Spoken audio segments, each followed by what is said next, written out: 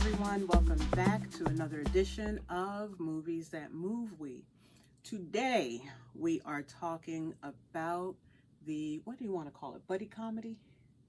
Yeah. Buddy comedy. Let me make sure I get it right because I'm thinking of the Monica song when I say One of Them Days. Okay, and this is starring, I think, this is SZA's debut role, isn't it? That's her first movie. First role, and Keke Palmer. And you know what? They were perfectly paired. That felt like a whole natural relationship, as much shenanigans were involved in everything. So you said something to me the other day, and I have to agree. This is like this generation's Friday. It's the female Friday. Mm-hmm. Because it's literally Smokey and Craig chemistry, but with two females. Mm-hmm.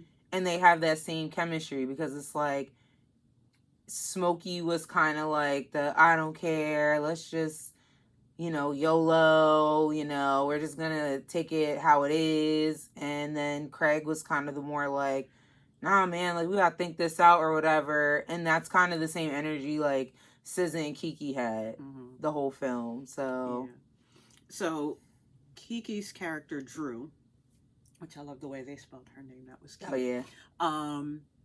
She is the ambitious, go get 'em, I'm trying to elevate myself personality type. She's like, I gotta get this dollar. I gotta get out of these projects. Well, it's not the projects. It's a slum. Mm-hmm. They're renting from a slumlord. More on that in a second. I gotta get out of here. While SZA's character, Alyssa, is very, the universe will bring it to you. Don't worry about it. Just pray about it. Everything will come together. And what? The house is on fire? It's okay. Someone will come and put it out. That's her mentality. She's the artistic, free spirit. And while they are best friends, sisters, that bit of opposite makes for the right type of tension in this film. So basically their story is they have to pay rent. And Alyssa gave the money to her boyfriend. What was his name? I can't think of his name now. Keyshawn. She gave the money to Keyshawn and said, hey, give this to the landlord. She trusted him to do that. He never did it. And the landlord approached Drew and was like, yo, where's my money? If you don't have it by the end of the day, your stuff by 6 p.m., your stuff is going to be on the street. So they spent the rest of the day trying to get this money. They met their version of Debo. I'm telling you, which was Keyshawn's side piece. And they almost got unalived by, I don't know, who would he So be basically, like, the girl was like, I forget her name, but the girl was like Debo. Mm-hmm. And then the guy, it's not Shamika. I'll find her name in a here, let me second. see. It's not Bethany? Yeah, I think it's Bethany. Or no. Yeah, so the girl... Oh no, Bethany is the white girl. Oh, that's right. Sorry. That's right. Spoiler alert, there's a white person in No, the I think film. it was... I'm sorry, Let's guys. not stress out about it. But basically, Keyshawn was messing with this other girl. Mm-hmm. And when he realized that A, Drew and Alyssa were about to kick him out, and B, they wanted to know where their money went, he very quietly gathered all of his belongings and went and all of a sudden was in love with this other chick. The other chick has a reputation for beating ass and asking questions never. So when these girls showed up to try and get their money back, and she realized who they were, not necessarily why they were there. Yeah, she went into monster mode and started chasing them all over town. Bernice is her name. Bernice. Okay, she started chasing them all over town. Fun things in the movie. The one thing that I want to know by the end of the movie, this was my question: who played the role of the linebacker that was coming through the drive-through and snatching everybody's order? Yo, that took me out. So again, it's literally giving me Friday vibes because like in the last Friday that they did, there was like the Santa Claus dude that was played by Ricky Smiley that was like robbing everybody in the neighborhood for their Christmas presents. And it was giving me that same vibe. And it's like if they were to, and they better do a second one. I'm just saying that right now. They better do a second one of this movie. But if they did, it's kind of giving that same energy. Like that character is important in some way. Mm-hmm. Or kind of like is another character that will be explained later on. Mm-hmm. But it was definitely giving me that vibe. But as Alyssa and Drew are kind of like, you know, running away from Bernice and everything, because that was another thing they got to now deal with is on top of getting this money is running away from her. You know, Alyssa finds a way to actually get the money that they need, and it was getting a pair of... Don't give away the whole story, because some people haven't seen it yet. Well, anyway... Like, I didn't see it until this morning. Well, the reasoning... basically what I'm trying to say is the way that Alyssa found a way to make money caused them to run into more issues with another person, which I'm going to say, if you watch the first Friday, is equivalent to Big Worm. So you have Debo, and then you got a Big Worm at the end. So that's all I'm going to say. Okay. No, this is actually a very funny movie. And the way it kind of builds, it's a little bit cartoonish, but it's this thing in writing, whether you're doing comedy or drama, it's always a question of how can you make the situation worse for the characters. So it started out with them needing rent money. Then they had to chase down the rent money. They ran into somebody who was like, who is you and why is you around my man? They ended up trying to get the money a couple of other ways, had the money in hand, and then poof, gone, because Alyssa did something. And, you know, looking at the poster, you know that they're not going to be out on the street. Mm-hmm. So it did have a happy ending. What I liked was they managed to throw some little lessons in there. Like, don't go to the people. Don't go to the check cashing place. Don't do it. Don't do it. Cat Williams, playing the role of Lucky, was standing outside begging and beseeching them not to do it. Okay? Working as a team. I mean, they got to the point where they were like, you know what? We're going to pay this rent and we're parting ways. Mm-hmm. Things got that tense. But then Drew came up with the solution. They had to work together. They got what they needed. Mm-hmm. And in the process of them getting what they needed and almost getting unalived, they managed to solve another one of their problems, being left on the street. And also, I'll say, it kind of also opened up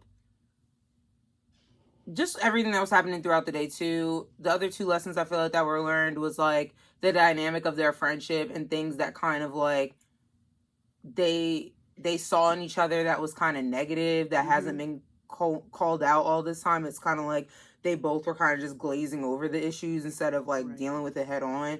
And when they had to go through this situation, they dealt with it head on and addressed it. But then within the teamwork that they kind of like had to kind of use to get this money back, they also kind of like ended up seeing their gifts too. Like individually, like what their gifts were outside of, you know, just the day-to-day stuff they were doing, and creating an even bigger like plan for their futures, even because it was Yeah. like, you know, Alyssa's this artist, and like, you know, we were saying in the beginning, she's very much kind of like, well, you know, let the universe provide and all of that. But She was hiding behind that for and then you herself. have Drew's kind of go-getter mentality. I think they both ended up kind of feeding off of each other, and like realizing, you know, even though I have this creative and free-spirited kind of attitude, I have to be a go-getter, kind of like my friend, and my friend has to stop being so like tight in this Uptight. box, Yeah. and not being a little bit free and creative and thinking outside of the box to get things done. Mm-hmm. Yep. So I feel like they both kind of like, that's what I feel like, that's why the chemistry really worked, because it was kind of like they ended up kind of learning from each other through this experience. Right. So this was written by Sarita Singleton. And she's worked with Issa Rae on a few other projects. She wrote for Rap Shit and was it Awkward Girl? So mad about that shit being canceled. Insecure, not Awkward Girl. She wrote for Insecure, and she also wrote for Central Park, which I think is an animated series. Issa Rae, and I think we did do a show about that last year, maybe even the year before. She has a thing that she's worked with, Project Greenlight, where she brings in some up and coming writers and directors. I don't know if Sarita came through that program. I didn't dig into that, but she connects herself with some really good people when it comes down to this stuff. And she's her production company is doing a darn thing. She puts out some really good shows and movies, and I think this is one of them. Will this become a cult classic? Time will tell, I think. But one of the debates, and we started talking about this before I ran the camera, and child, let me tell y'all, she made a face. I'm hoping she makes the face again. But there's been a debate on Threads where people say they don't think Issa Rae should have done this movie because she has not experienced struggle.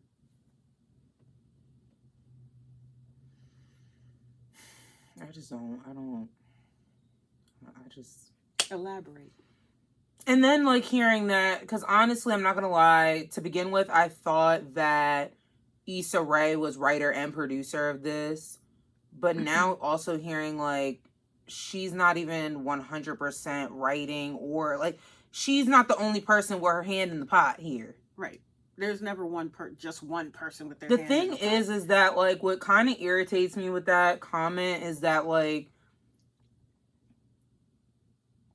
she might have not grown up in poverty or experienced that head on per se, but people make relations in life with other people and can learn things from other people. Like, for example, I didn't grow up in the hood all my life. I have a lot of hood friends. So when there's conversations had about hood topics, I can understand and pick up on it and interject in those conversations because I have a lot of friends or people that have experienced that, so I can kind of like back some of that information or whatever because I know about it. I might not lived it, but I know about it. And the thing is that like at the end of the day, it's a situation where Issa Rae's role in life is telling stories. Right. If she were to just sit back in her little box and is like, oh, well, because I came from this environment, I can only make stories about this said thing. The thing is, like, I just don't agree with that. And honestly, the one thing I actually really love about Issa Rae in general is that she is creating stories with different aspects of people's lives, and it's not all about this stereotypical black person. Right. Like Insecure, successful black people, There were some black people in the show struggling. There were Mhm. some black people in the show going through mental health issues. Like, she's not just focusing on this either one stereotypical black person, or she's also not going to the extreme of creating a fantasy black person that just might not really be realistic. Right. You know, it's giving like very real energy. Like, she's telling real life stories. All right. Even rap shit, like literally when she did that show, it's like she created that show based off of the City Girls. That whole show was created off of the City Girls. Mind you, was Issa Rae a part of the City Girls? No. But she created a great show based off of someone else's story. So it's like, at the end of the day, it's like, And to say that just doesn't make any sense to me. Like, and we can be our harshest critics, you know, like you're pointing to. If I'm not even going to say if, I'll give you an example. During the New Jack period, where a lot of the stories that were being put out, written by, produced by, directed by black people, it was about struggle in the hood. Somebody's getting shot, somebody's high, somebody's a single mother, somebody's a single mother who's been shot while high. It's just that was what our storytelling was. And people eventually said, wait a minute, we're more than that. In this story, you don't see two women who are, while they live in the hood, they aren't hood. yeah. You know, they have some gifts and talents and ambitions, and they're trying to shape them. Even within that community they were living in, what was it called again? The jungle? Yeah. Okay, the apartment complex was called the Jungle. As poor as everyone may have been, because that was the best that they could afford for housing for themselves, you saw people in there hustling. There was somebody in the courtyard who was doing hair. Mama Ruth, who was played by Vanessa Bell Calloway, she had a whole like candy store like a in bodega in her living room. Folks just, you know, walked in, grabbed some chips, grabbed some juice, left money on the counter, and they were on their way. Most of the people that you run across in there, they had some kind of hustle going on. You know, they were a community that was a community within a community, basically. So even though this was taking place in the hood, if you want to throw the label struggle on it, I guess, you didn't see it in the way that we're accustomed to seeing it on TV and in movies. Even the fact that these chicks were like, we had the rent money, we were ready to go, and then they had to go chase down a way to find the money again. I don't know, that doesn't read. And I don't get struggle from that. And I get situation from that.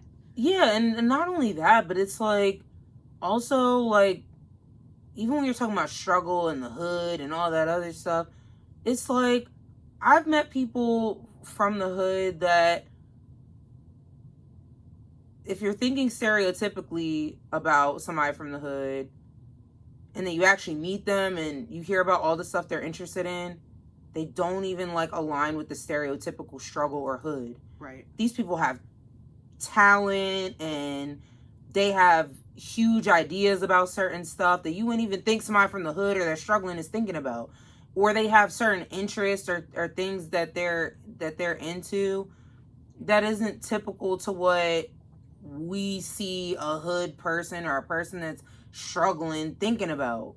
You know, it's the stereotypical thing is, oh, they're just gangbangers and you know, they don't want to get out of their situation. Yeah, they're just built for survival, and that's it. Like, they're not really. Yeah. But no, like, and like you just said, perfect example. Like, here it is, Alyssa. She's painting these portraits that are beautiful of people, like, and she's living in that environment. You got people doing hair and starting businesses and stuff like that. That's not somebody that's like, yeah, they might be struggling, but they're trying to see their way out of that situation. And I'm pretty sure when creating this story, and even kind of just recollecting on either situations that she might have had that she's not publicly talking about, or even just experiences that she might have had with friends or family. She might have grown up seeing people that were in that position as well and said, you know what, I'm going to kind of mirror them in this storytelling. And that's kind of what makes me upset. It's like, just because that individual person doesn't give this vibe of like they've gone through the struggle or they know what the struggle looks like, doesn't mean they can't tell a story about it. Yeah. You know, these people also have to do research and stuff like that when they're writing these stories, you know, because there's plenty, I hate to say it, you know, there are plenty Caucasian writers that have wrote stories of struggle and come from predominantly wealthy neighborhoods. Right. And we eat it up. That's all I'm gonna say. Whether but it's our like struggle or their struggle. I hate to say it, but it seems like when an African American woman is doing something, it's a problem. Well, we're protective of. Yes, I agree. Black women are, yeah. But I also think, like I said, we're our harshest critic. And we're that harsh because we're still trying to make sure we're in good standing when white people see us. You know, we didn't want to have the stories about the hood and crime and police brutality. We didn't want to keep pushing those stories. Those stories were relevant at the time, but at a certain point, we were embarrassed by it. And it's kind of the same, like, what's the one with, oh my gosh, Jada Pinkett, Queen Latifah. Oh, Girls Trip. Oh. Girls, set it off. I was going to say set it off. But Girls Trip. A lot of people were embarrassed by that because they were like, we don't want anyone to view, funny. You know, black women that way. But honestly, there was another movie that came out at the same time. It was the white women's version of Girls Trip. And I hate to say it, but no one said a word about that. But and even in those films, I hate saying this, but like there are a lot of stereotypical things that even happen in the white films. And rich women that just take Xanax and talk about their problems all day. We were just talking about that with White Lotus. So and for me, it's like, you know, that's not to say that every white woman's group of friends is wired like that or does things like that. But that's the stereotypical white female that we hear about, or white female friend group that we hear about, you know, is these hoity-toity women that like have it all together, but then they really don't. And like, you know, that's the story we hear all day long with these films. But it's like, you know, if a black woman is creating a story about, and I don't even want to really use the word struggle, but just trying to kind of like use struggle, because it's a spectrum. What struggle looks like in the white world is different. I was gonna say, like in the black I don't world. even want to. The reason I'm saying I don't even want to call it struggle is because like this is real life. Like this is what people have to deal with, especially in like the economy and everything that we're in now. Everybody's trying to look for a hustle. Everybody's trying to get a leg up. Like, and I'm not saying that to say that I get it. It is struggle, but it's like she could have literally pulled that from any part of her life, just because she grew up in an environment where she may have not had to necessarily really want for too much, or maybe her parents had it all together for her childhood and everything like that, doesn't mean when she got out on her own she didn't have certain things that she had to struggle for, like or she had to hustle for. The position that she's in now did not happen overnight. Issa Rae was doing these little skits and stuff like that on YouTube at first. She wasn't sitting in business rooms with all these people and doing the green light thing right off the bat. Like she had to start from somewhere, and that was most likely a struggle. Yeah. She didn't become who she was overnight. Like, I don't know. We're going to let y'all continue that conversation in the comments, because I thought it was an interesting thing when I saw it, and I was like, what? That whoever thought that up, that was the most foreign thing to take away from the movie. But to talk about some other people, we mentioned God, did I say Vanessa Bell Armstrong earlier? No, Vanessa Bell Calloway played Mama Ruth, who had the candy store. Um, Cameos by Lil Rel. I mentioned Cat Williams. Um, oh gosh, where is his name? Where's his name? Tony Baker. Okay, let me tell you what was funny about Tony Baker. So, if you follow him on his Instagram page, first of all, he's vegan. There's a reason why I'm saying this. He's vegan. But in his previous non-vegan life, his weakness was biscuits. So for them to make the guy working the window at churches, that was hilarious. If you haven't checked out he doesn't do the animal videos anymore. Somebody got butt hurt because he used one of their animal videos, I guess, and because his page was monetized, they were mad that they weren't getting the money that he was getting, and so Instagram said you can't do that no more, and he don't do that no more. But he still has some pretty good conversations. I hate that they did that to him. It's like, but I hate to say it, and with comedy, I was talking to a friend of mine about this the other day.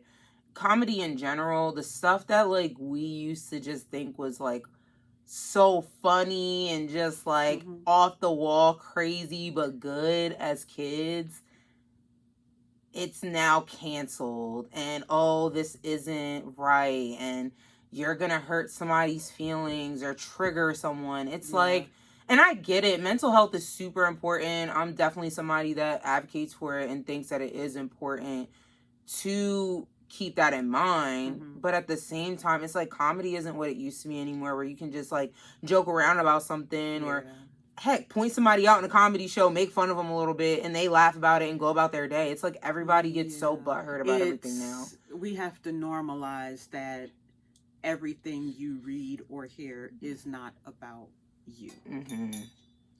So, all right, we're going to step off the soapbox because I think we've said all we can say about this movie. It's definitely one you just have to watch. You got to watch it. It's fun. This is not a preachy movie.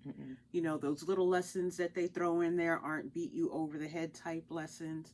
But it's just good. I ain't got nothing else to do. Everything else on TV is boring. I don't want to watch politics type of grab the popcorn and a drink and watch it. Yeah, it's a feel good. When it's all over, you're just like, oh, that was nice. And that's what I was like when I watched it this morning. I was like, that was pretty cool. I like that. Yeah. That goes on. And I actually, so I got it on Fandango.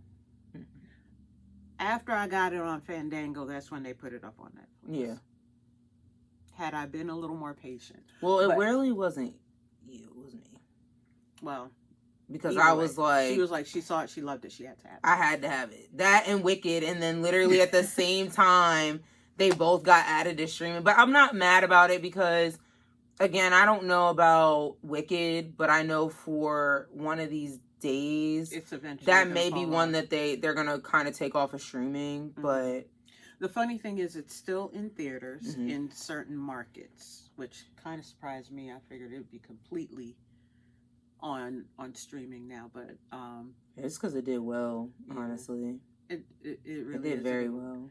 I actually went in. I usually don't do this with the movies that I have on Fandango, but I actually went in and gave it 4 stars because it was good. Wasn't perfect. And it was number 1 on Netflix for, I think even this week is, I gotta go back and look. But I know for like a couple weeks it was like number 2 and then it went to number 1 on Netflix. So it's not for kids.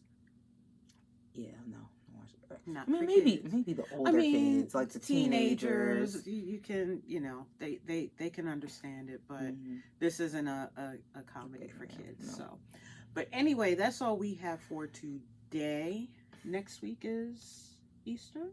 Yes. Next week is Easter, so you won't see us, and I don't think we're going to be back. Let me check the calendar. Un momento, por favor.